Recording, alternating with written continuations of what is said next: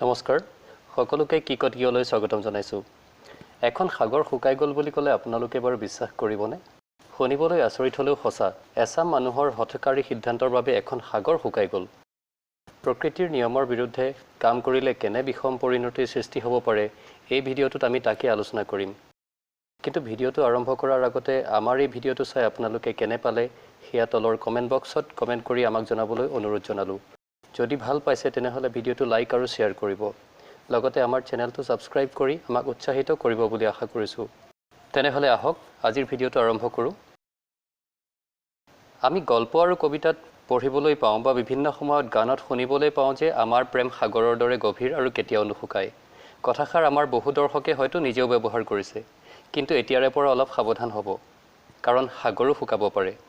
আচৰিত নহব এইখন পৃথিৱীতে কিছুমান মানুহৰ ভুলৰ বাবে এখন সাগৰ শুকাই গল হয় আমি আৰাল সাগৰৰ কথাই কৈছো দৰ্শকসকলে স্ক্ৰীনত প্ৰত্যক্ষ কৰা এইখনেই হৈছে আৰাল সাগৰ বাওঁফালৰ ছবিখন 1989 চনৰ আৰু সোঁফালৰখন 2014 চনৰ ছবি মন কৰক এখন পৰিপূৰ্ণ জলাশয় কেনেদৰে শুকাই মৰুভূমি সদৃশ হৈ পৰিল এতিয়া প্ৰশ্ন হ'ব পাৰে ক'ত আছে এই আৰাল সাগৰ আৰাল সাগৰ আছে বৰ্তমানৰ উজবেকিস্তান আৰু কাজাখস্তান নামৰ দুখন দেশৰ সীমাত আপোনালোকৰ সুবিধাৰ বাবে আমি ইয়াত ভৌগোলিক অৱস্থানৰ এখন মেপ দি দিছো উজবেকিস্তান আৰু কাজাখস্তানৰ মাজত ৰঙা চিনেৰে দেখুওৱা এই অংশটোৱে হ'ল আৰাল সাগৰ তাৰ্কিক ভাষাত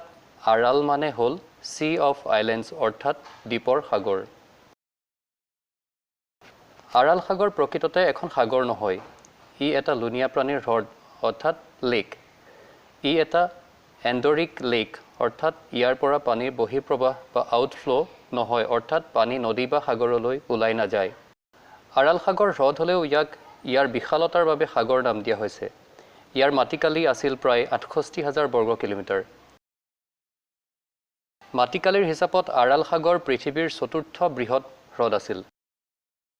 ই কিমান বৃহৎ আছিল সেয়া দৰ্শকসকলে এটা সাধাৰণ তুলনাৰ পৰা জানিব পাৰিব আমাৰ অসমৰ মাটিকালি ৭৮,৪৩৮ বৰ্গ কিলোমিটাৰ অৰ্থাৎ আমাৰ অসমক সমানে 10টা ভাগত ভগালে তাৰে 9টা ভাগে যিমান ঠাই আগুৰিব আৰাল সাগৰৰ মাটিকালিও সিমান অৰ্থাৎ আৰাল সাগৰ আমাৰ অসমৰ মাটিকালিৰ 10 ভাগৰ 9 ভাগ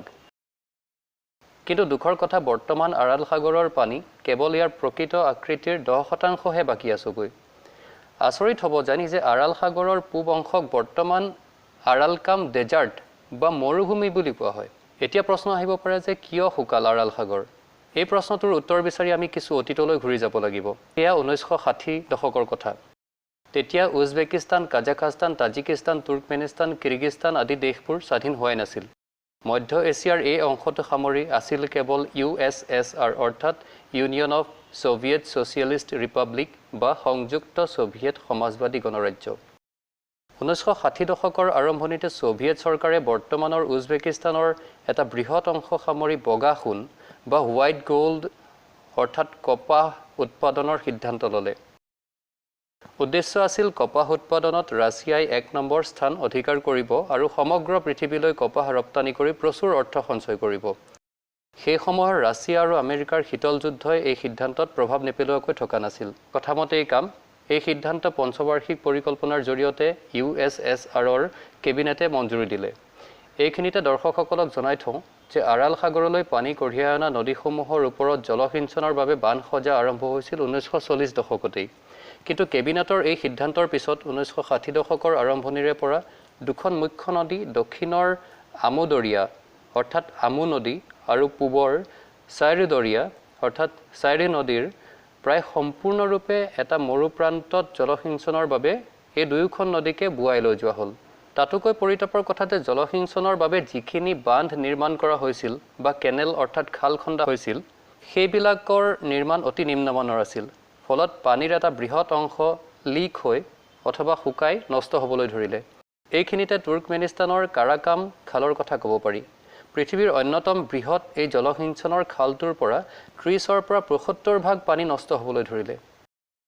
এনে ধৰণৰ এটা ভুল নীতি বা সেই ভুল নীতিটোকে অতি নিম্নমানৰ কনষ্ট্ৰাকচনৰে পৰিপূৰ্ণতা দিবলৈ যোৱাৰ ফলত আজি কেৱল মাত্ৰ 50টা বছৰৰ ভিতৰত এখন সাগৰ শুকাই গ'ল এতিয়া আৰু এটা প্ৰশ্ন আমাৰ মনলৈ আহিব পাৰে যে আৰাল সাগৰ শুকাই যোৱাৰ ফলত কি হ'ল বা কি ধৰণৰ প্ৰভাৱ পৰিছে। আৰাল সাগৰ শুকাই যোৱাৰ বাবে সেই অঞ্চলত যথেষ্ট বিৰূপ প্ৰভাৱ পৰা পৰিলক্ষিত হৈছে। মাছ ধৰি জীৱিকা অৰ্জন কৰা লক্ষ লক্ষ লোক কৰ্মহীন হোৱাৰ ফলত অঞ্চলটোলৈ অৰ্থনৈতিক সংকট নামি আহিছে। তদুপৰি সেই অঞ্চলৰ জলবায়ুত পৰা প্ৰভাৱৰ ফলত আজিকালি আৰাল সাগৰৰ কাষৰীয়া অঞ্চলবিলাকত গৰমৰ দিনবিলাক যথেষ্ট গৰম আৰু ঠাণ্ডা দিনবিলাক অধিক ঠাণ্ডা হৈ যাবলৈ ধৰিছে। দুয়োটাৰে ক্ষেত্ৰত পূৰ্বৰ তুলনাত 2ৰ পৰা 6 ডিগ্ৰীৰ তাৰতম্য দেখিবলৈ পোৱা গৈছে। আনহাতে আৰাল সাগৰৰ দাঁতি কাষৰীয়া অঞ্চলত ধূলিৰ ধুমুহাৰ প্ৰকোপ বাঢ়ি যোৱাৰ ফলত মানুহবিলাকৰ মাজত টিবিকে আদি কৰি বিভিন্ন শ্বাস প্ৰশ্বাসজনিত ৰোগ বঢ়া পৰিলক্ষিত হৈছে। তদুপৰি অধিক উৎপাদনৰ বাবে শস্যত ব্যৱহাৰ কৰা কীটনাশক বা অন্যান্য ৰাসায়নিক সাৰৰ ৰেজিডিউ অৰ্থাৎ অৱশিষ্টবিলাক পানীত মিহলি হোৱাৰ ফলত বিশুদ্ধ খোৱা পানীৰ অভাৱ হৈছে আৰু দূষিত পানী সেৱনৰ ফলত বহু লোক কেঞ্চাৰ বা অন্যান্য দুৰাৰোগ্য ৰোগত আক্ৰান্ত হৈছে। আৰাল সাগৰক পুনৰ জীয়াই তুলিব পৰা যাবনে? সেয়া সময়ে বা নিয়তিয়ে জানিব। কিন্তু আৰাল সাগৰক পুনৰুজ্জীৱিত কৰাৰ বাবে তাৰ কাষৰীয়া 5খন দেশ ক্ৰমে কাজাখাস্তান, উজবেকিস্তান, তাজিকিস্তান, কিৰগিস্তান আৰু তুৰ্কমেনিস্তান এই 5খন দেশে লগ লাগি ICWC অৰ্থাৎ inter state commission for water coordination of central Asia নামৰ এটা সংস্থা 1992 চনত জন্ম দিয়ে। এই সংস্থাটোৱে ইতিমধ্যে বিভিন্ন কামৰ লগতে আৰাল চি বেচিন প্ৰগ্ৰেম নামৰ এটা কাৰ্যসূচীৰ 3টা পৰ্যায়ত সফলভাৱে ৰূপায়ণ কৰিছে। তাৰ ফলত আৰাল সাগৰৰ উত্তৰ অংশত সুপ্ৰভাৱ নপৰাকৈ থকা নাই। দৰ্শকসকলে স্ক্ৰীনত চালে দেখিব যে 2000 চনৰ তুলনাত 2011 চনত উত্তৰ আৰাল সাগৰত কিছু পৰিমাণে পানীৰ পৰিমাণ বাঢ়িছে।